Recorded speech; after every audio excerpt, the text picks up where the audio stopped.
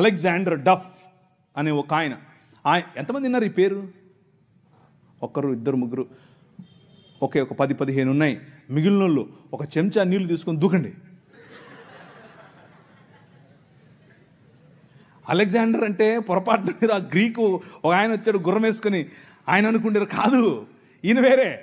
Alexander డఫ్ ఈయన Ravi అస్తమించని British సామ్రాజ్యం పైన ఇన్ఫ్లుయెన్స్ తీసుకొచ్చాడు. ఏం ఇన్ఫ్లుయెన్స్ తెలుసా? నా పిల్లలు చదవాలి, మా భారతీయ పిల్లలు చదువుకోవాలి.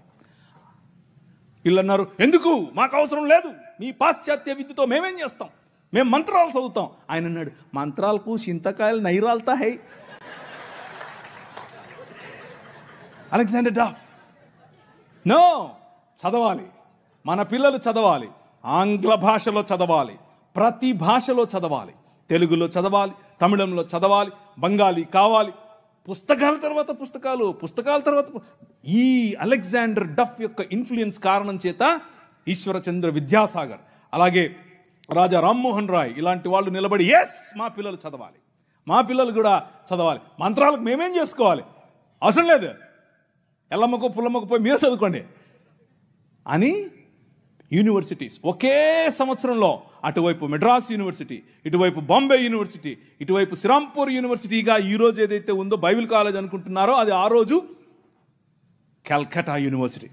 3 యూనివర్సిటీలు స్థాపించటానికి వెనకుండి పనిచేసింది ఈ అలెగ్జాండర్ డఫ్. ఈయన ప్రభావం, ఈయన ఇన్ఫ్లుయెన్స్ కారణం చేత మెకాలే అనే ఒక వ్యక్తిని ఈ దేశానికి పంపించారు. పోయి చూసి రాపో బాబు, అసలు చదువు అవసరమా లేదా. ఆయన ఇచ్చినటువంటి నివేదిక, ఎస్ అందరూ చదవాలి.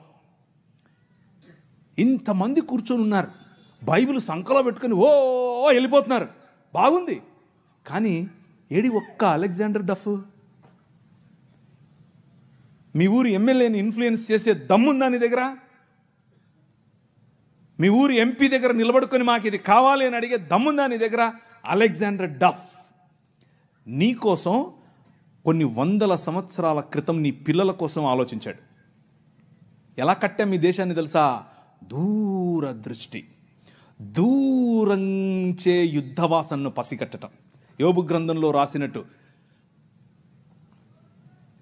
గుర్రమును చూచితివా, అది వాడి రౌతును తిరస్కరిస్తుంది, తలతలలాడు ఈటెలను మెలమెలలాడు ఆ బల్లెములను చూసినప్పుడు రా రా అని ఉద్దండ కోపముతో మిడతల వలె గంతులేసి ముందుకెళ్తుంది. యుద్ధం అంటే దానికి అంత ఇష్టం. ఏది, ఎక్కడున్నారు అలెగ్జాండర్ డఫ్లు?